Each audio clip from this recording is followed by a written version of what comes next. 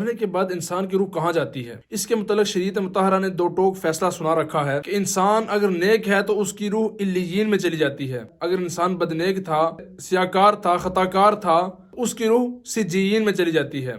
اور جو علیین میں روح ہوتی ہے، اگر ہمارا کوئی شخص فوت ہو جاتا ہے، اس کا کوئی رشتہ دار اس دنیا سے فوت ہو کر جب علیین میں پہنچتا ہے تو جو وہ پہلے سے وہاں موجود روحیں ہیں وہ اس کے متعلق پوچھتے ہیں، جو پہلے وہاں موجود روحیں ہیں وہ اپنے گھر والے افراد کے متعلق پوچھتے ہیں، بتاؤ کہ ہمارے فلاں کیسا ہے، فلاں زندہ ہے یا فوت ہو گیا ہے۔ بخاری میں آتا ہے کہ آقا علیہ الصلوۃ والسلام نے حضرت سیدہ فاطمہ الزہرا رضی اللہ تعالیٰ عنہا سے فرمایا کہ اے بیٹی، میرے خاندان میں تو مجھ سے سب سے پہلے ملنے والی ہوگی، یعنی حضور کے وصال کے بعد حضور نے فرمایا کہ جو مجھے ملے گا وہ سب سے پہلے سیدہ فاطمہ الزہرا رضی اللہ تعالیٰ عنہا ہیں۔ اس کا مطلب یہ ہے کہ جب انسان وصال فرما جاتا ہے، فوت ہو جاتا ہے، تو روحیں آپس میں ملاقات کرتی ہیں اور ملاقات کر کے ایک دوسرے کے حال حوال پوچھتی ہیں۔ اگر دنیا سے جو روح جاتی ہے وہ کہتی ہے کہ فلاں شخص فوت ہو چکا تھا،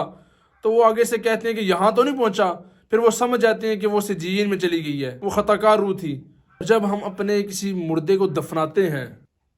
تو قبر میں 3 سوال پوچھے جاتے ہیں، اگر وہ سوالوں کے جواب ٹھیک دے دے تو اس کی روح علیین میں پہنچ جاتی ہے، اور اگر سوالوں کے جواب ٹھیک نہیں دیتا تو اس کی روح سجین میں چلی جاتی ہے۔ قبر اصل امتحان ہے کہ انسان نے دنیا میں کیا کمایا۔ اگر تو اس نے دنیا میں اچھائی کا معاملہ کیا، دنیا میں اس نے صدقہ جاریہ کیا، نیکی پھیلائی، دنیا میں نیکی پھیلائی ہوگی تو اس کے مرنے کے بعد اسے ثواب ملتا رہے گا۔ اور اگر اس نے گناہ جاریہ کیا ہوگا،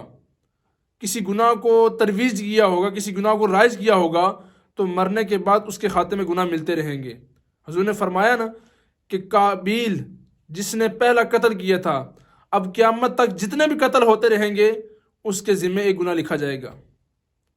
یعنی کہ جو بندہ گناہ کو ترویج دیتا ہے، گناہ کے کام کرتا ہے، اسے عام کرتا ہے، جب تک گناہ ہوتا رہے گا اسے گناہ ملتا رہے گا، اس کے نامہ اعمال میں گناہ لکھا جائے گا۔ اور جو بندہ اچھے اعمال کرتا ہے، نیکی کے کام دنیا میں رائج کرتا ہے، تو جب تک وہ نیکی کا کام ہوتا رہے گا تو اسے ثواب ملتا رہے گا۔ اس لیے ہمیں جو موقع ملا ہے دنیا میں، ہمیں اچھائی کے کام کرنے چاہیے، برائی سے روکنا چاہیے،